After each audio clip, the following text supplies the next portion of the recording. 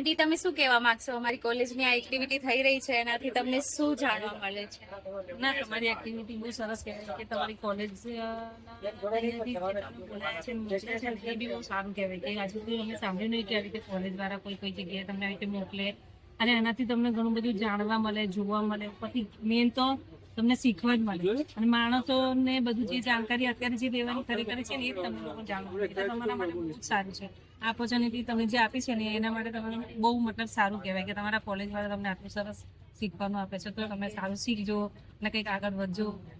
અને આ વસ્તુ તમને કેટલો ફાયદો કરાયો કે અત્યારે અમે આ ટી શર્ટો પહેરીને આ લોગો લગાવીને ફરીએ છીએ, તો એ વસ્તુ તમને કેટલી ઇમ્પેક્ટ કરી કે એ વસ્તુ પણ તમે એ જોયું હતું કે અમને એવું થયું હતું કે આ બધા ક્યારના આમ દોડાદોડ કરે છે, શું કરે છે, શેના માટે આવ્યા છે, તો અમને બી જાણવાની ઈચ્છા હતી. એટલે જ અમે પૂછ્યું કે ભાઈ તમે ક્યાંથી આવ્યા છો કે તમે બધા એકબીજા માટે આટલું બધું ભાગો છો, દોડો છો, કંઈક વાત કરો છો, શું પૂછો છો, બધું તમે જે બધી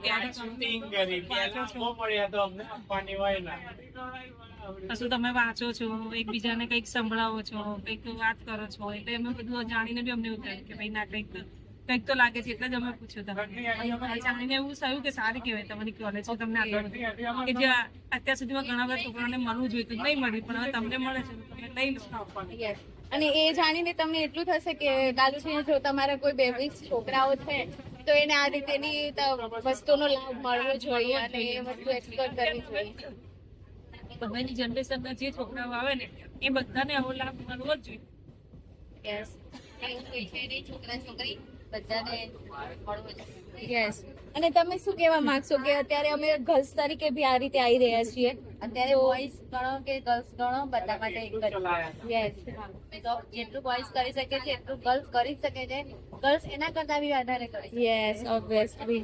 તો થેન્ક યુ સો મચ. આ બંને આંટીને મળીને મને બહુ આનંદ થયો. Thank you so much.